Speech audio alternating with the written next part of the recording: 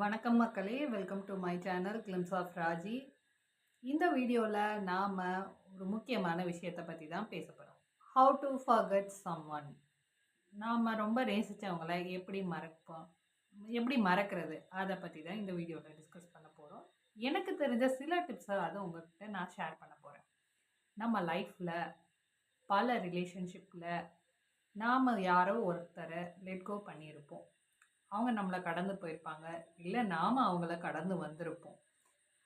அதில் நமக்கு கொஞ்சம் வருத்தங்கள் இருக்க தான் செய்யும். அப்படி இருக்கும்போது அந்த மாதிரி ஒரு நபரை நம்ம எப்படி மறக்க முடியும் அப்படிங்கிறது தான் இந்த இந்த வீடியோவில் நம்ம பார்க்க போகிறோம்.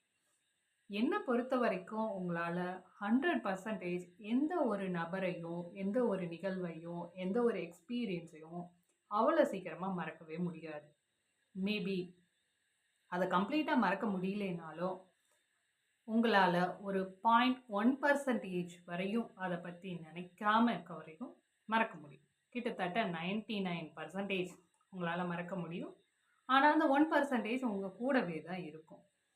அது ஒன்றும் உங்களை பெருசாக அஃபெக்ட் பண்ணாது. அப்படி நீங்கள் அந்த 99%-ஐ எப்படி ரீச் பண்ணலான்றத ஒரு சிம்பிளாக 3 டிப்ஸில் இங்கே பார்க்கலாம். இப்போ நீங்கள் ஒருத்தரை மறக்கணும் அப்படின்னு இருக்கீங்கன்னு வச்சுக்கோங்க. ஃபர்ஸ்ட்டு நீங்கள் உங்கள் மைண்டை டைவர்ட் பண்ணணும். ஏன்னா அவங்க கூட இருந்த நிகழ்வுகள், சில தாட்ஸ், அதே மாதிரி அவங்க கூட நீங்கள் இருக்கும்போது கேட்ட பாடல்கள், பார்த்த படங்கள், பேசிய விஷயங்கள், நிறைய டிஸ்கஸ் பண்ண டாபிக்ஸு, இந்த மாதிரி அதே விஷயங்களை நீங்கள் திருப்பி வேறு எங்கேயாவது கேட்கும்போது அவங்களோட எண்ணங்கள் உங்களுக்கு வந்துக்கிட்டே போகும்.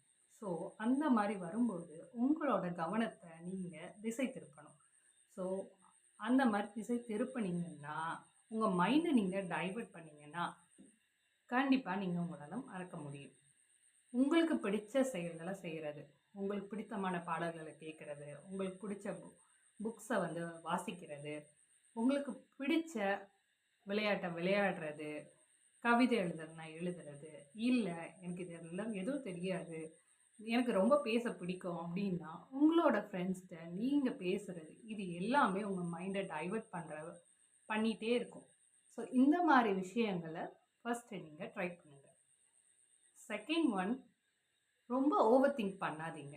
ஏதோ ஒரு தாட் உங்களுக்கு வந்துச்சுன்னா அதே தாட்டை நீங்கள் அகெயின் அண்ட் அகெயின் நினைக்கும்போது அது உங்களுக்கு ஒரு லூப் ஆஃப் தாட்ஸை கொண்டு போய் விட்டுரும். கிட்டத்தட்ட ஒரு புதக்குழியில் விழுந்த மாதிரி இருக்கும். ஸோ ரொம்ப ஓவர் திங்க் பண்ணாதீங்க. மூணாவது, உங்களோட மைண்டை ஏதோ ஒரு ஆர்ட் ஃபார்மில் வெளிப்படுத்துங்க. உங்களோட எண்ணங்களை ஒரு ஆர்ட் ஃபார்மில் நீங்கள் வெளிப்படுத்தும் போது நீங்கள் ரொம்பவே கான்ஃபிடென்ட்டாகவும் ஃபீல் பண்ணுவீங்க.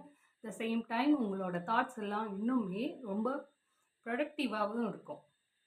ஃபார் எக்ஸாம்பிள், நம்மளோட ஊரில் நம்ம அழகாக கோலம் போடுவோம்.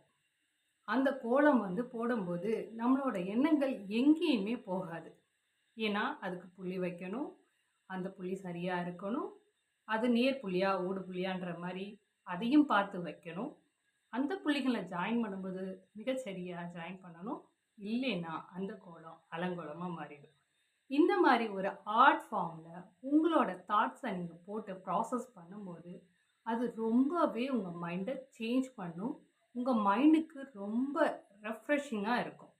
ஸோ இந்த மாதிரி உங்கள் மைண்டை சேஞ்ச் பண்ண, அலைன் பண்ண கற்றுக்கோங்க. எனக்கு தெரிஞ்ச வழியில் இந்த டிப்ஸ் எல்லாம் உங்களுக்கு கொடுத்துருக்கேன். இந்த வீடியோ உங்களுக்கு பிடிச்சிருந்தால் லைக் பண்ணுங்கள், சப்ஸ்கிரைப் பண்ணுங்கள், சப்போர்ட் பண்ணுங்கள். Thank you so much.